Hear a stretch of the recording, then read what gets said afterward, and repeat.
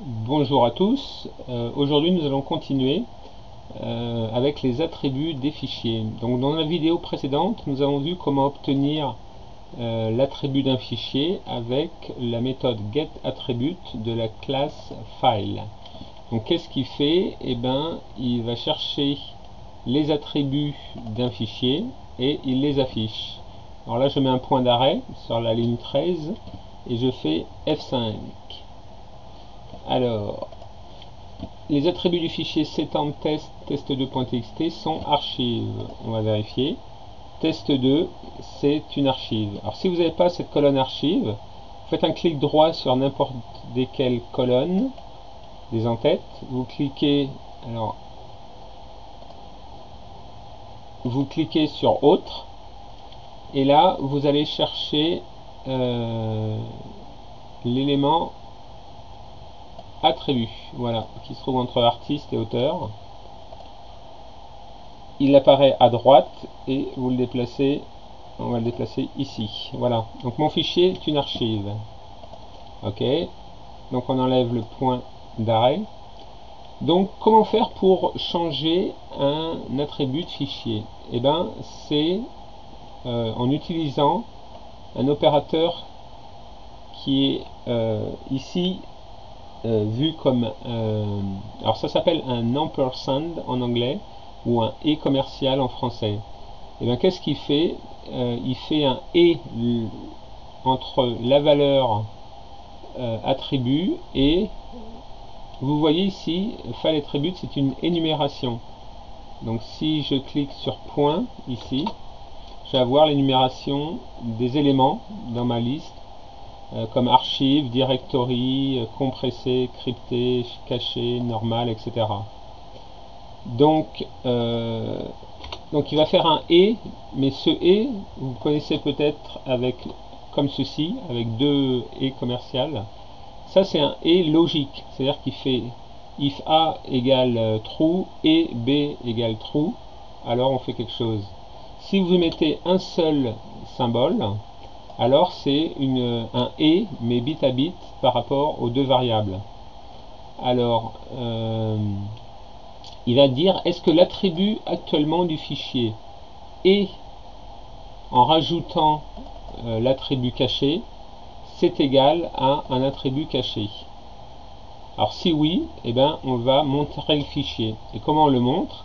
Eh ben, on dit que l'attribut, on appelle la méthode removeAttribute qui est ici et qui prend un paramètre d'entrée attribut, un paramètre à enlever et qui renvoie attribut et, donc là il fait un et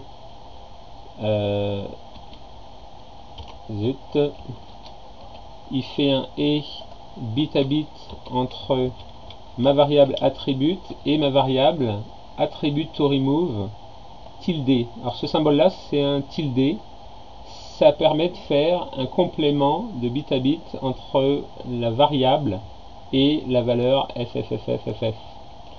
Alors si vous ne savez pas ce que c'est, il suffit de sélectionner le symbole, vous appuyez sur F1 et là vous avez dans votre navigateur préféré une page qui s'affiche de MSDN et qui donne l'explication de cet opérateur. Donc l'opérateur tilde effectue une opération de complément de bits sur son opérande qui a pour effet d'inverser chaque bit. Donc vous voyez ici l'exemple. S'il y a 0, eh ben, il retourne F. S'il y a 1, eh ben, il retourne E. Pourquoi? Parce que E plus 1, ça donne F, etc. etc. Et s'il y a 2, eh ben, il va retourner D. Donc ça, c'était l'opérateur tilde.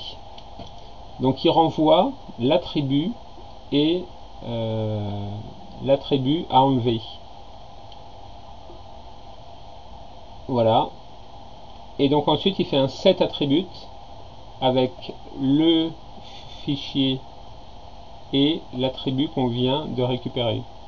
Et après il l'affiche. Donc on va faire F5. L'attribut du fichier est archive. Le fichier est maintenant caché. Donc je vérifie. Ici, vous voyez bien H pour hidden, caché. Et là, vous pouvez peut-être pas forcément voir que l'icône du texte est plus claire que un autre fichier qui n'est pas caché. Voilà. Et donc, si il est caché le fichier, s'il n'est pas caché, alors on va le cacher. Et comment on fait? De la même manière, on fait un set attribute du fichier, et en faisant dans ce cas-là un ou entre l'attribut du fichier et l'énumération cachée, et on l'affiche. Donc je refais F5, et là où mon fichier était caché avant, et bien maintenant il n'est plus caché. On vérifie.